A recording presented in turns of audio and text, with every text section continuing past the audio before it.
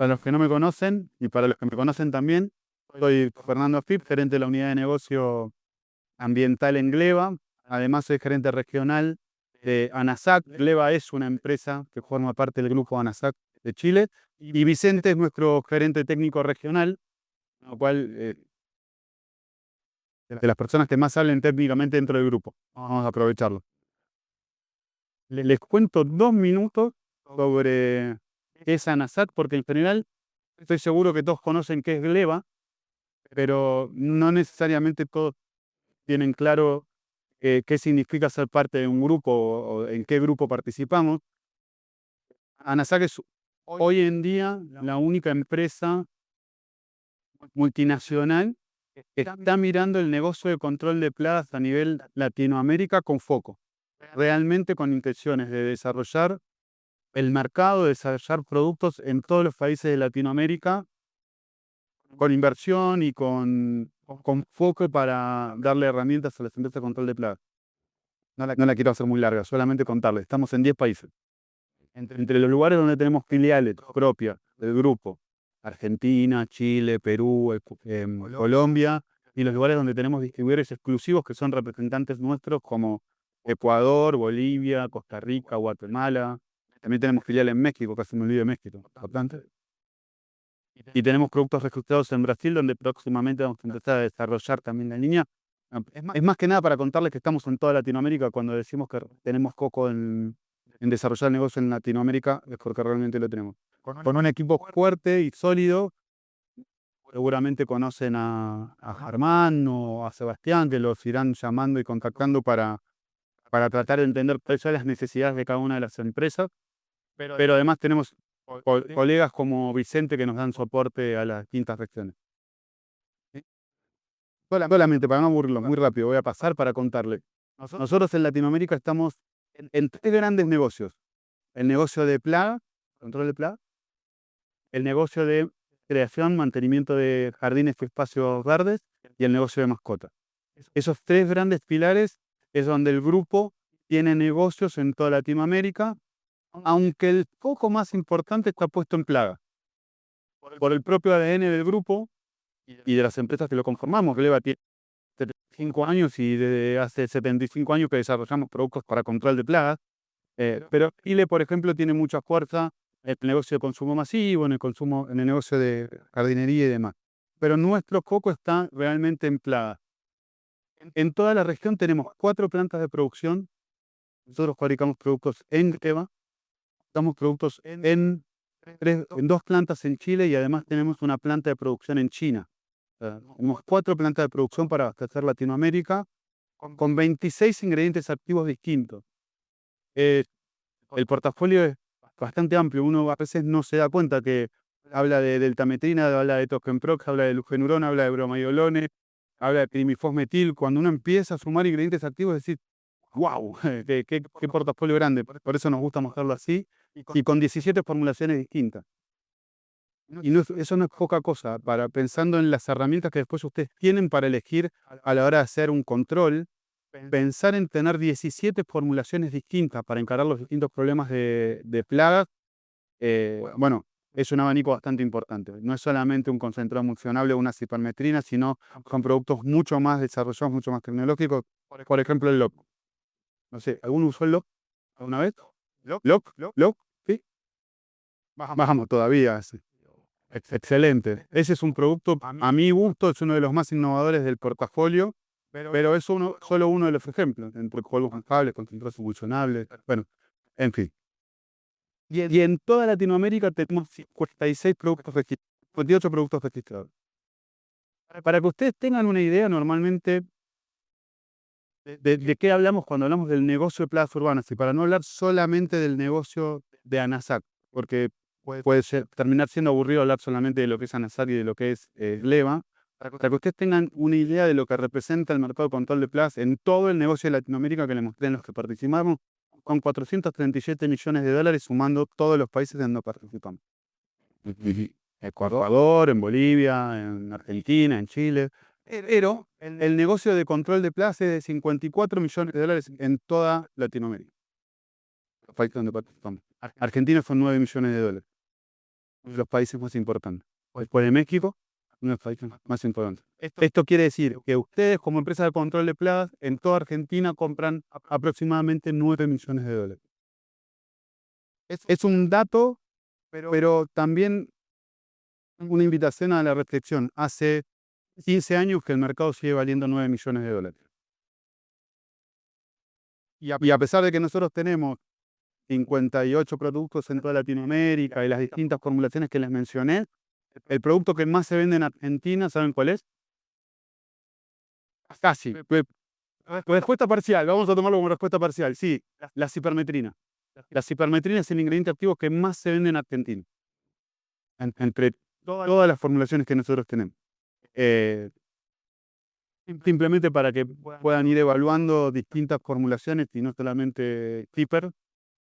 Obviamente esto no es un mensaje solamente para ustedes, es un mensaje que repetimos en todo el mercado, pero voy a tener en cuenta. Rápidamente. En el negocio nosotros nos enfocamos de todos esos números que les mostré, de toda esa pantalla llena de celditas con numeritos, nos enfocamos en 3 grandes negocios en toda Latinoamérica.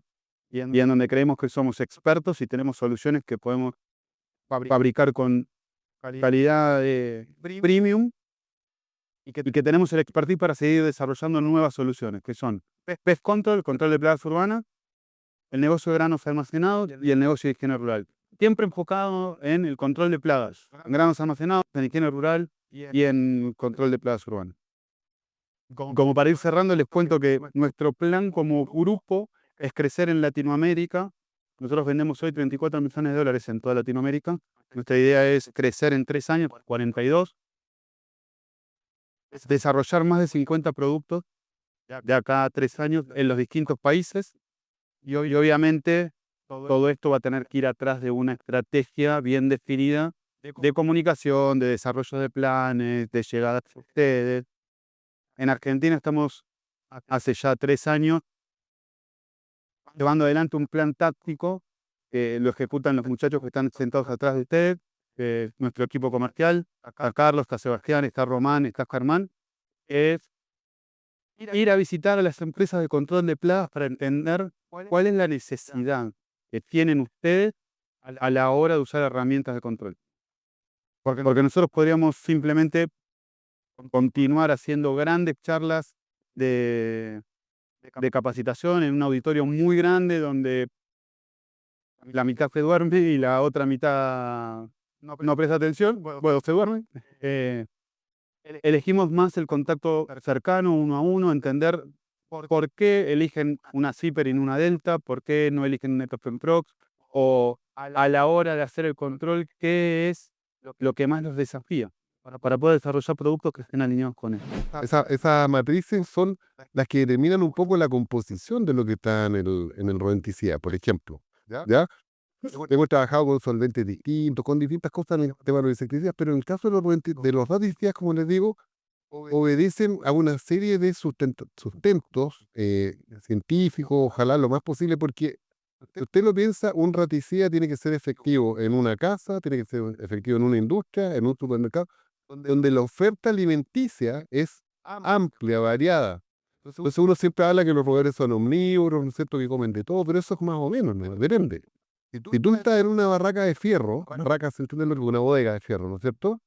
Le coloca cualquier y se lo van a comer porque no hay mucha oferta alimenticia. Pero si tú estás en una industria de alimentos donde existe una variedad infinita de cosas, las ratas pasan a ser más selectivas.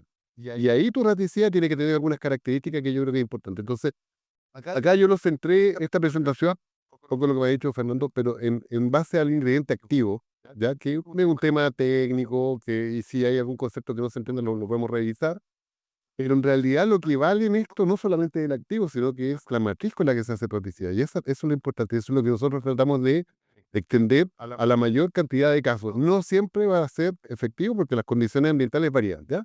Entonces vamos. ¿Estamos viendo? Mira, yo parto con esto siempre porque esto creo que es la clave del tema. Es como cuando uno va al médico.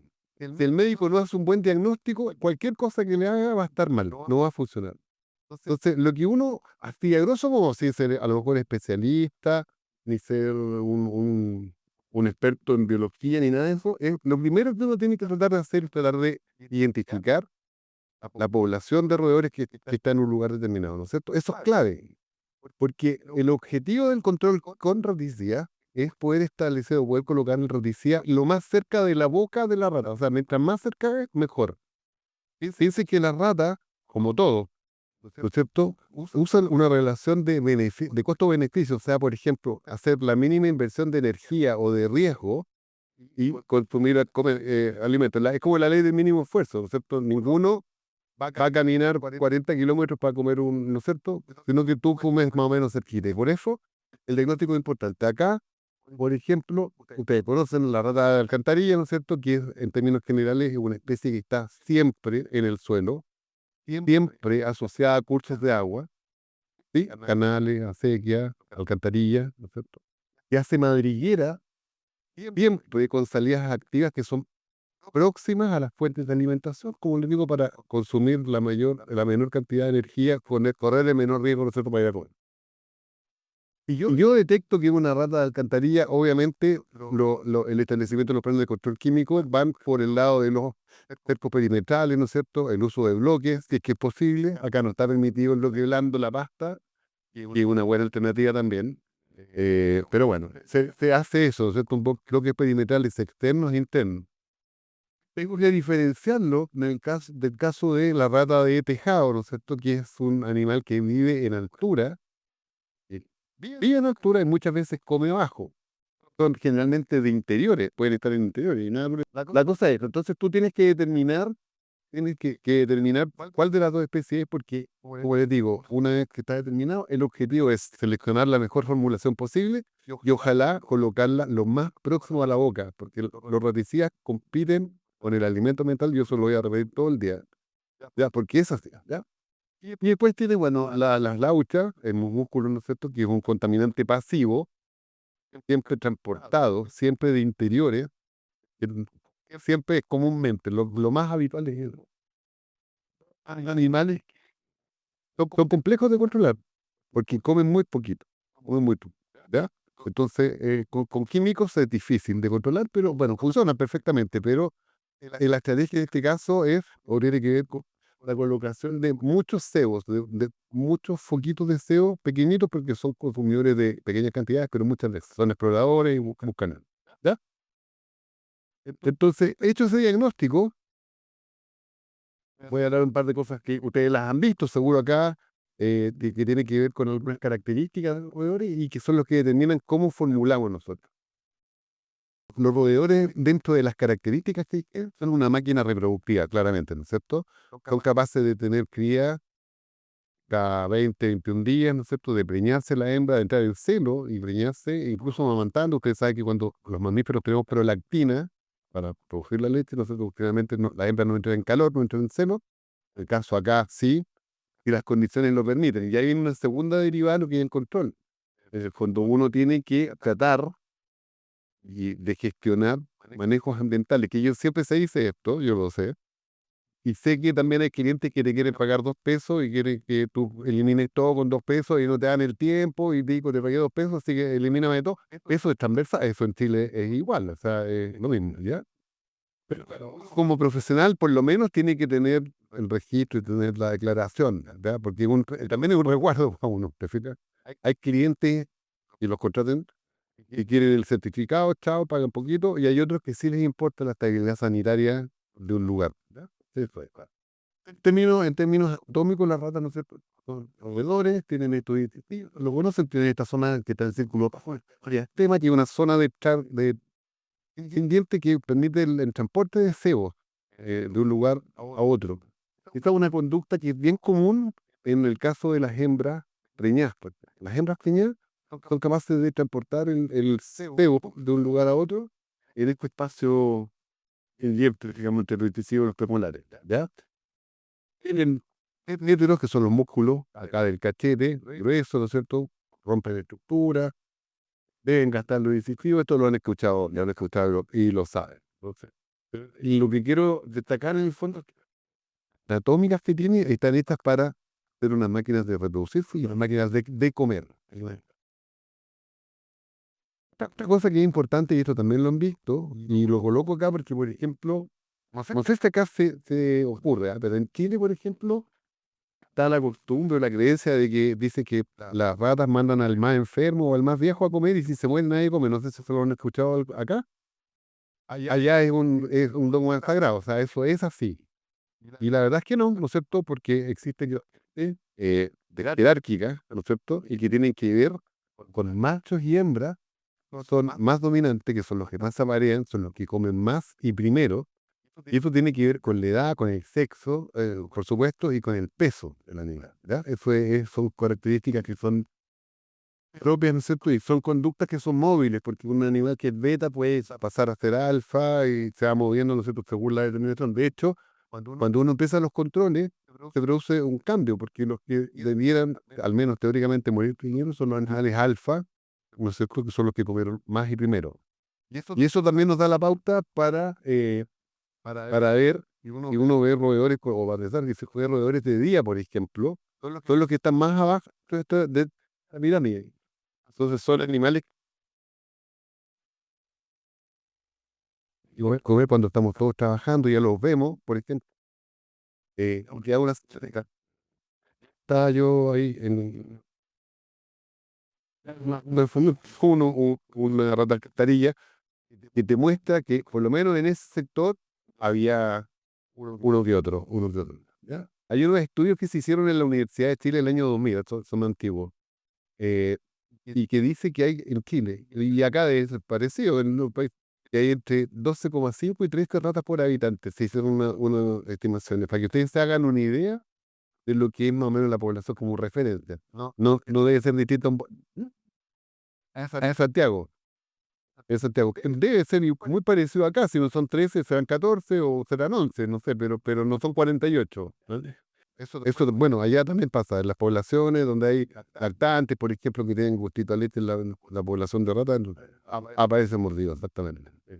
Una conducta, sobre todo con los hacinamientos, con las migraciones también ahora, eso creo más. Esto un poquito tiene que ver también con criterios. Esto también está en el libro de Coto. Esto de verdad que es conocido por usted, yo no tengo ninguna duda. Pero lo que me importa acá es que este es el proceso por el que un roedor busca y encuentra. Entonces, acá hay una información que yo creo que es bien valiosa y la usamos nosotros para la elaboración de los rodentistas. La primera es que hay un proceso de búsqueda que es activo y ese proceso de búsqueda es dependiente del olor del rodentista. Hemos visto nosotros que existen dentro del mercado un montón de rodenticidas con aromatizante, con menos aromatizante, más o menos. ¿Se fija?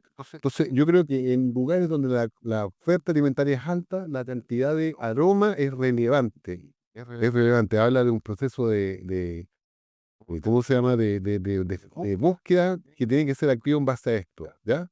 Nosotros en Chile y acá también trabajamos harto con algunos aromatizantes. ¿Ya? Trabajamos con aroma a toffee. Entonces acá también está. Bueno, el aroma a nivel más clásico, ¿no es cierto? Trabajamos hoy día, estamos lanzando un Brodifacum con aroma a plátano y tiene también bastante filtración, fíjate. Entonces son componentes que son bastante importantes, son generalmente aromatizantes como de larga sustentación. Incluso más, estamos lanzando ahora próximamente también unos aromatizantes en esfera y cuando tú colocas un CEO, ponte tú y has pasado 20, 30 días, 40 días y estás trabajando eso en funcionamiento, pero le ha decaído el olor, tú lo reactivas con un aerosol o lo reactivas con una bolita que son como unos cicles con contenido líquido, fíjate, y aumenta la atracción. Entonces el aroma es un factor súper importante, súper determinante para un rodenticida. Yo creo que ustedes tienen que hacer un servicio en un lugar donde hay mucha comida. Desde mi humilde opinión, digamos, sería un factor de decisión, podría hacer que el rodenticida tenga más olor que otro. ¿Ya? Es un factor que yo creo que es importante. El segundo punto que yo creo que es importante en este caso tiene que ver con la composición, que ustedes eso no lo van a ver. Eso es difícil que puedan saber cuánto tiene de grano o no. Pero en general, por ejemplo, los bloques parafinados tienen un 45 o 50% de grano, el resto es parafina. ¿Ya? Esa composición de grano viene además enriquecida generalmente con aceite. Existe una relación óptima de 12:1 entre grano y aceite que hacen lo que mejoren el consumo. Y eso es porque la rata, una vez que encuentra el alimento, digamos, lo que sea, lo manipula, lo toma, lo manipula, lo languetea y percibe la concentración, si es palatable o no en el fondo. Y esos son los dos factores que fundamentalmente el consumo. Una vez que se lo comió, de ahí para adelante funciona todo el proceso, la coagulación y qué sé yo. Pero hoy día nosotros hemos trabajado mucho con esto, con tener lotes que no sean tan grandes para que sean lo más frescos posible, que tengan una buena cantidad de aroma y que tengan una buena composición nutricional. Que pareciera ser como ridículo, pero eso es lo que determina el consumo. Y de ahí para adelante viene, bueno, se lo comen, lo acarrean, qué sé yo, y pasa a todas las fases siguientes que usted visto también. ¿Ya? Estas son como características, y para entrar después a lo de los activos, digamos. Bueno, son generalistas, son amigos lo que les decía en un principio. O sea, claro, van a comer lo que caiga, lo que venga, si es que no hay mucha comida. Pero si las condiciones que son lo que finalmente pasa son de alta oferta, empiezan a seleccionar. Y ahí toma relevancia lo que le acabo de contar de la relación de carbohidratos y aceite, ¿ya? Como factor. Ahora, de selectividad, bueno, este es lo mismo. Está bien. Eso es. Mira, esta de acá es una relación más o menos de lo conveniente, la relación que debiera tener, digamos, un alimento, un noticiero, caso como el óptimo, ¿ya? Ahora, obviamente va a influir. Poblaciones más jóvenes, por ejemplo, requieren mayores concentraciones de proteína. Poblaciones ya establecidas, más adultas, requieren en general más carbohidratos y de rápida digestión, ¿no es cierto?, y de consumo rápido, y sobre todo las grasas, que son las que te dan la energía y te dan el sabor, la palata ahí. ¿Ya? Acá están las relaciones, son algunos estudios que hablan de bonos a dos, ¿no es cierto?, entre grasa y carbohidratos. Uno de grasa, dos de carbohidratos. Es importante que los rodenticidas, el bloque, lo que sea, tengan un componente graso. Eso es el que determina el consumo. ¿Ya? Factor aquí yo busqué eso, lo que está haciendo mental, lo del olor, ¿no es cierto? Los aromas tienen una función importante en la atracción. De hecho, autores como Corrigan, no sé si han escuchado a Robert Corrigan, ¿no es cierto?, que es un capo del tema, un gringo, que es capo del tema. Muchas veces recomienda, aparte del aroma de los raticidas, a veces, cuando la población es alta, movilizar las fecas. Tú encuentres fecas en un lugar, y si hay sectores donde no hay consumo, moverlas porque hay señales químicas de repente en eso, de consumo. Te fijas como para atrás. Bueno, esas son cuestiones más teóricas, no lo voy a aburrir con eso, pero sí, en la función de los aromas es importante. Los roedores tienen un órgano, el órgano vómero-nasal, acá en la parte superior, como del paladar con la nariz, que tiene muchos receptores aromáticos. Y acá viene otra mito, podríamos decir, no sé si acá también, ¿viste que si uno toca los venenos, ¿sí o no? La rata deja de consumir y no sé qué. Claro, claro. Y tiene en parte verdad y en parte no. Porque yo les digo, por ejemplo, nuevamente, vamos a la barraca de fierro. Tú colocas, te lavaste las manos, te fumaste un pucho y dejaste. Hay un factor que es la neofobia, ¿no es cierto? Pero tú lo dejas ahí, y no hay mucha comida, chao con la neofobia. No existe neofobia. Si tú haces eso mismo en un lugar donde hay mucha oferta, claro, los plazos de tiempo podrían aumentar. Podrían aumentar. ¿Ya? Pero no es que el olor humano ni lo repela ni nada, está también con nosotros. Entonces, se demoran los consumos. Y ahí juega un papel importante, como le digo, el aroma del producto. Entonces, bueno, dicho todo esto, es tu plan de manejo integrado. Y yo creo que es importante tenerlo siempre a la vista. Como yo les decía, la infección para mí es un factor relevante, es el diagnóstico. Uno va al doctor porque tiene un problema del codo, y el doctor no te termina tratando un riñón, porque uno se tiende, de repente, las personas, todos, ¿ah? No, esto no es una clínica para nadie, tendemos a automatizar cosas. Tú llegas y haces un programa con lo que nos raticidas, haces todo. Chao, pero no evaluaste nada, ¿no? Ni a los vecinos, ni los nada. Bueno, infección es clave. Después tú tomas estas acciones, y si ustedes las miran, todas tienen que ver con el manejo poblacional de las plagas. Las plagas se tienen que administrar o controlar como poblacionalmente, ese es el factor. El manejo ambiental busca reducir agua, alimento y refugio, que son los que van a determinar que la carga en un lugar sea más baja, la carga de plagas sea más baja.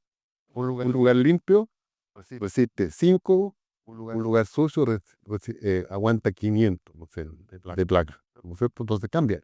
En una industria incluso, en una planta, tú vas a encontrar lugares medio, bajo y alta potencial. Entonces, ahí es donde uno tiene que tratar de gestionar cuando los clientes están dispuestos a invertir, pero no importa, no importa. Si independientemente de eso, uno tiene que hacerlo. Yo creo que uno, por último, para transportar, que se dijo, ¿ya?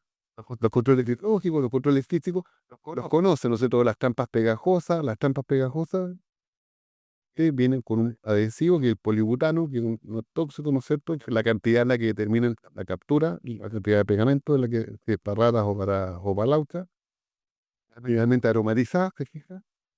Con estos aditivos que nosotros, por lo menos en Chile, vamos a traer, yo creo que es importante para que lo miren, ¿eh? De repente no tiene que ser el aditivo, de repente se pueden usar otras cosas acá, que permiten, digamos.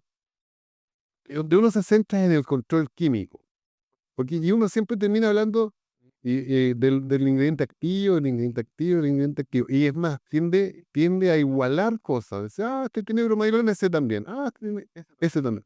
Y la cuestión, como yo les decía, central para mí, en el caso de cebo, sobre todo, es la matriz. Da lo mismo el ingrediente, o sea, no da lo mismo, pero el ingrediente activo es importante, pero tan importante como la matriz, digamos, el alimento que conforma el cebo, ¿ya?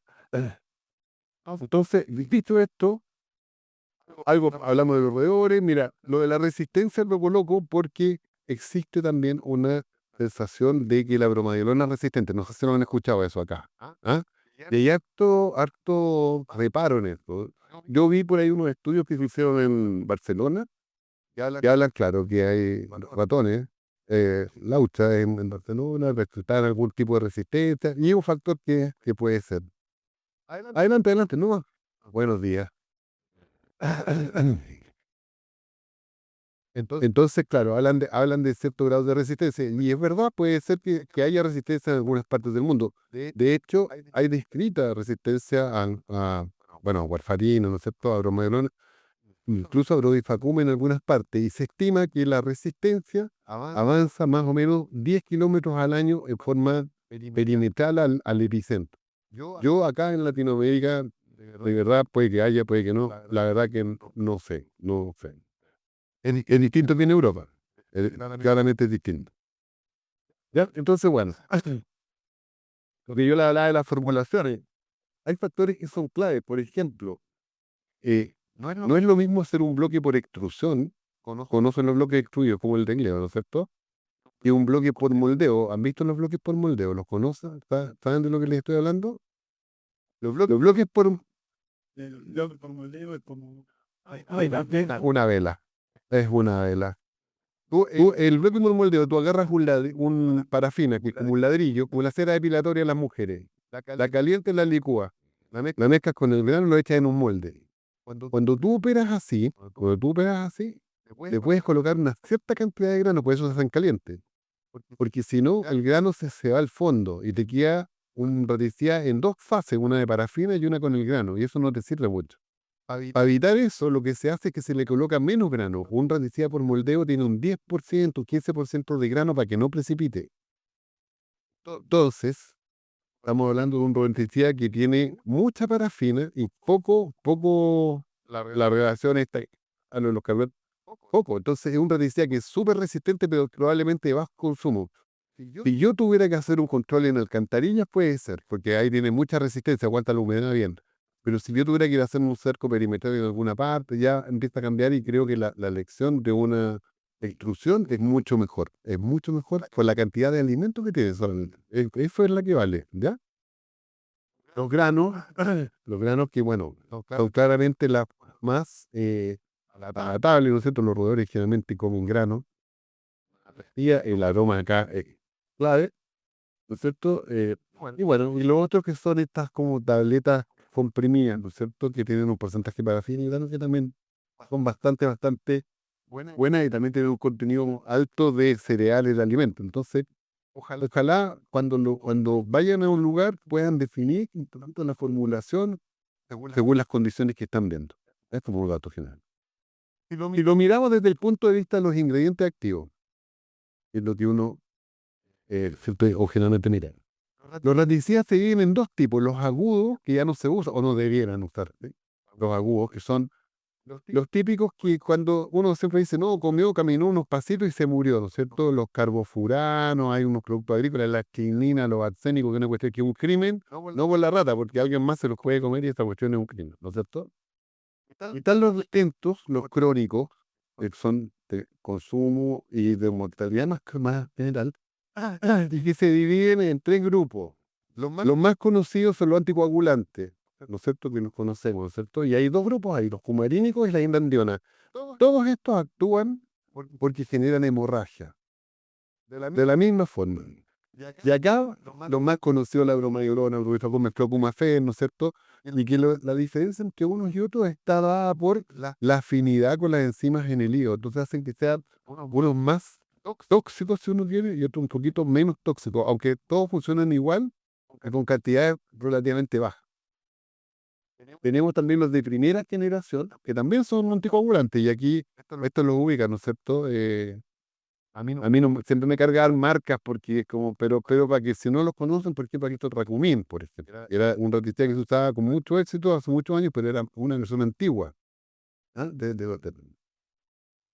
La clorofenacina, el difetialona, qué sé yo. Hoy día hay una tendencia en algunas partes a la inclusión de nuevos mecanismos de acción complementarios, ¿no es cierto? Siempre sustentados por la matriz de alimentos. Esta cuestión tiene que ver con eso, ¿no? ¿Ya? Y que están los derivados del colecalciferol, que es una vitamina, la vitamina D. ¿Ya? Entonces los roedores comen esto y se produce no una hemorragia, se produce un aumento del calcio. Saca calcio de los huesos, se evita que se absorba el calcio y se produce una hipercalemia. Hipercalcemia, perdón. Calemia es con potasio. Calcemia. Hipercalcemia. Te aumenta el calcio en la sangre. Te aumenta tanto que te daña los riñones, que te produce un infarto y te controla 3 o 4 o 5 días post consumo. ¿Ya? La única diferencia con los una diferencia con los anticoagulantes es que de repente requiere un poquito más de consumo, 2 o 3 veces, más que uno solo. No son tan monodósicos como los otros. ¿Ya? ¿Se entienden? ¿Sí? Y otros que acá en Chile están prohibidos, yo creo que acá tampoco. Y los gringos usan esto, el fosfuro de zinc, con una tabletita, la rata se la come, entra en contacto esto con el ácido del estómago, gasifica. Pero estos son, para mí, raticidas como con franja roja. Y por lo menos en Chile se pueden usar solamente azules y verdes, los rojos están prohibidos, ni los amarillos. Ustedes también tienen. Está prohibido también. Está bien. Claro, son eficaces, pues, aquí no hay resistencia. Esta cuestión es como tomarse un taquito de formalina. Claro. Seguro que te morís, seguro que te pasa. ¿Eh? Entonces, bueno, estos son los raticidas. Bueno, estos son como los grupos químicos en general que participan en el tema. Hoy día el 95% está centrado en esto y hay una tendencia a la aparición del colesterol como alternativa. ¿Ya? Esto es lo mismo, son el grupo químico de los anticoagulantes y como todos han escuchado en primera y en segunda generación, los de primera son multidóxicos, vamos a ver acá por qué, y los de segunda son monodóxicos, una sola ingesta es suficiente para la alimentación. Y eso es el roedor va, come, eso se absorbe generalmente en intestino a nivel bucodenal, y en el caso de los de primera generación, lo que hacen es que pasan a la sangre y están circulando por todo el cuerpo, por un tiempo. Entonces, un roedor que come un multidóxico, un derivado de la cumarina multidóxico, requiere consumo. Ahora, imagínate lo que es eso en una fábrica donde hay pizza, o no sé. Es imposible que coma 400 gramos. O sea, un roedor al día come entre 40 y 80 gramos. Son varios días consumiendo, entonces se puede producir un efecto malo, deprimente, ¿no es cierto?, de la eficacia del anticuerpo. Por eso se inventaron los de segunda generación. Los de segunda generación hacen lo mismo, se absorben a niveles intestinales. Pero a diferencia de los de primera, te van directamente a las enzimas hepáticas. Se fijan en el hígado con mayor o menor intensidad. ¿Ya? Y ahí está la diferencia entre la toxina bromadiolona y el flocumafén. Flocomafén y el Rodifapum son más afines, tienen una atracción más potente, se fijan más rápido, entonces requieren menos cantidad para evitar, ¿no es cierto?, o para producir el efecto. Esta es la característica más importante. Nosotros en Chile, yo por lo menos, hemos trabajado mucho con la bromayolona justamente por esto, porque aunque independientemente que tenemos Rodifapum, pero creemos que la diferencia significativa y el riesgo toxicológico cambia a los objetivos, para los animales no objetivos, ¿cierto? Acá está, para que ustedes se hagan una idea, y eso es como mostraba a los colombianos en la otra vez. Son compuestos muy parecidos, en realidad, la diferencia son, uno tiene 6 anillas y el otro tiene 5, que en realidad estructuralmente es más o menos lo mismo, es más o menos lo mismo. Y obvio, pues son de la misma familia y hacen lo mismo. Y lo que hacen estos componentes es que evitan que la vitamina K, de su forma epóxica, se active y pase a una forma activa, que es la que forma la retrotrombina. Entonces, cuando una rata come, actúa sobre unas enzimas. Ese es el mecanismo de acción. La 2,3 epóxido reductasa de K, perdón que sea más técnico, pero es importante que ustedes, por último, tengan el concepto. Sobre la 2,3 epóxido reductasa, que evita que la vitamina K epóxido pase a la forma activa. Como no pasa a la forma activa, se empieza a agotar. Se empieza a bajar, a bajar, a bajar. Y como cuando se agotó, no se fabrica un factor de la coagulación que pueda matar al roedor, va a depender de la cantidad de vitamina K con la que partió el roedor. ¿Me entiendes? Eso va a determinar si se muere en 2 días, en 3 días o en 4 días. No el ingrediente activo, sino que la condición común fisiológica de la rata al momento del consumo. ¿Ya? Entonces, se fijan, eso es lo que pasa. A uno le mide el tiempo de protrombina, que en el fondo es el factor de la coagulación. La coagulación tiene 2 canales, la vía extrínseca y la vía intrínseca, son 12 factores de la coagulación. Si no hay protrombina, no hay trombina. Si no hay trombina, no hay pirinógeno, no hay agregación plaquetaria, chao, te moriste. Los hemofílicos tienen este problema. Bueno, entonces, muchas veces la gente dice, ya, pero es que lo usan como argumento. El Rodifapum mata con menos. Sí, es verdad, es verdad. Pero ¿cuánto consume un roedor al día? ¿O qué factores determinan lo que come un roedor? Siempre hablan del 10% del peso, una estimación más o menos nomás, pero bueno, depende del sexo del roedor. El macho come más que una hembra. Piensen en nosotros. Un hombre digamos, macho come más que una hembra. Gordo come más que un flaco. Eso lo garantizo. Eso sé. Por ejemplo, eso, no sé, si hace frío, tú tiendes a comer más, si hace calor, tú tiendes a comer menos, ¿no es cierto? No sé, hay factores que son la disposición nutricional del alimento. Si un alimento tiene mucho más contenido calórico, comer menos. No sé, comerse un mantecol o comerse una lechuga, no sé, hay diferencia. ¿Ah? Entonces hay en consumos que van entre 30 y 80 gramos para el caso de las ratas y entre 3 y 6 gramos para el caso de las lautas. ¿Ya? Es más o menos como la cantidad habitual. Y estas cantidades de 30, 80 hace que el consumo de cualquier anticoagulante sea eficiente. O sea, una rata la matas con 5 gramos, la matas con 5 veces la dosis o con 25 veces la dosis, da lo mismo, ¿me entiendes? Y esto lo coloco acá también, como para hacer la comparación. Y aquí hay una fórmula que les podría servir tal vez, porque cada ingrediente activo tiene una toxicidad distinta, ¿no es cierto? Entonces, por ejemplo, la que está arriba es la bromayolona, es el rastro. Si yo quisiera calcular la dosis letal del rastro, tengo que multiplicar este 1,06, que es la dosis letal del ingrediente activo puro, concentrado, el que trabaja en la planta, por el peso de la rata, por el peso de un pastor alemán, van y el perro hace un bloquecito. Por ejemplo, 1,06 por 40 kilos que pesa el pastor alemán. Por ejemplo, y se divide por 50 miligramos por kilo, que es la cantidad que está en el producto comercial. Ni el 1,06 ni el 50 cambian. Eso es siempre fijo. Lo que cambia es el valor del peso. Yo este ejercicio lo he hecho, así que me lo sé. El resultado, si fuera un pastor alemán, son 0,8 kilos. O sea, un pastor alemán requiere 848 gramos de activo para llegar a la dosis letal 50. ¿Se puede morir con menos? Podría ser si el perro es viejo, si el perro está enfermo, lo que sea, pero en general les da la pauta. Porque si si un perro se come un bloque, lo llevan al veterinario, yo soy veterinario, lo van a dejar internado y le van a cobrar un ojo y un pedazo del riñón. Yo eso lo tengo claro, pero lo hemos visto muchas veces. Porque bueno, el trabajo de todo, el veterinario también tiene que comer, pues, sí, es verdad. Pero es así. Entonces ustedes como los especialistas, con esta fórmula puede tener una pauta. Ese mismo perro comió un Brodifacum, el mismo perro, el mismo animal, y es 5 veces menos más tóxico, claro, 5 veces, exacto, 5 veces la dosis. Entonces, ese mismo perro con 40, no sé, 800 dividido por 5, te da la cantidad. Entonces, mucho más riesgoso. Es mucho más riesgoso el caso.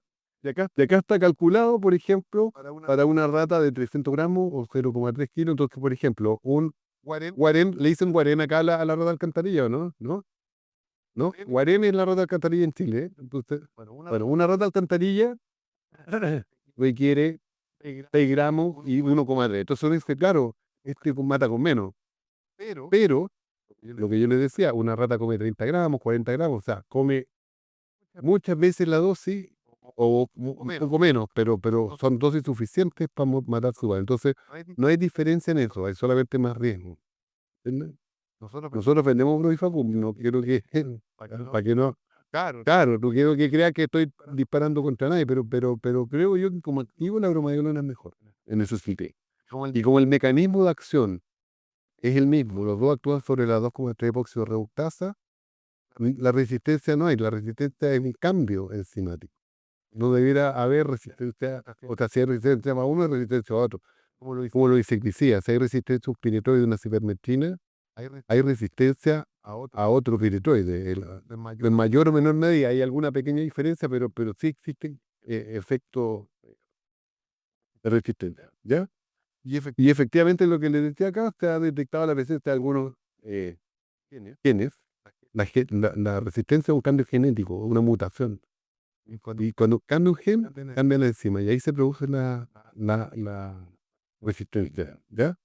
Entonces la vitamina K, ese gen, el vitamina K epóxido T1, no sé, y eso hace que se produzca la resistencia. Pero en realidad lo que le acabo de decir, si hay resistencia al Brodifacum o a la bromagelona, debiera haber el Brodifacum, debiera haber el Flocumacén. De intensidad puede que no se note tanto, pero sí existe. Entonces, claro, dice, mira, la bromagelona mata con menos dosis. Claro, en teoría sí, pero la cantidad que come una rata es suficiente. Claro, no influye en tu cerebro. ¿Es más lenta la bromagelona? No, depende de la cantidad de vitamina K, ¿no es cierto? Como objetivo inicial, como para ver cuánto tiempo demora. ¿Es más segura la bromagelona? Claro, es más segura, es 5 veces menos tóxica. Ahí lo vimos en la fórmula que le estaba refiriendo. Entonces es un producto que tiene esa franja que le ayuda bastante. La bromagelona tiene resistencia. Sí, está instalando esta cuestión de resistencia y que uno era mejor ¿vale? Es bastante relativo. Claro, los animales, lo que digo, mira, lo que le decía, en Chile se usan paltos y las ratas comen. ¿Qué pasa con los perros, con los perros silvestres, con los aguiluchos, con las intoxicaciones secundarias? Que también la gente a veces pregunta. Con bromayoneras son bastante menos probables porque la concentración en el hígado es poquita. Entonces, una lechuza, un aguilucho, tendría que comer muchos hígados, más incluso de lo que es la ingesta normal del ave. Entonces, claro, no pasa, es muy raro. Tendría que agarrar un pájaro muy debilitado para que le pase algo, pero no es una cosa masiva. Si les toca hacer algo en el campo donde haya riesgo de que una rata sea consumida por un depredador, yo creo que la bromagelona ahí les aplica mucho más, mucho más. El antídoto, claro, el antídoto son 40 miligramos por kilo. Si ustedes se intoxican, son 40 miligramos por kilo de fitobenadiona, que es la vitamina A. Eso, eso es endovenoso. Bueno, ¿qué más tenemos por acá?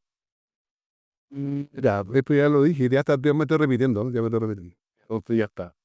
¿Se fijan? Entonces el mecanismo, y esto es válido no solamente para los raticidas, también para los insecticidas. La resistencia no se hace en un ingrediente activo, se hacen en los mecanismos de acción en general. ¿Ya? Lo que tú puedes cambiar donde tú puedes, o sea, lo que cambia un poquito es que, por ejemplo, en el caso de los pesticidas que hablábamos ayer, los componentes tienen una toxicodinámica un poquito distinta. Entonces, por ejemplo, y esto empezar con las noticias.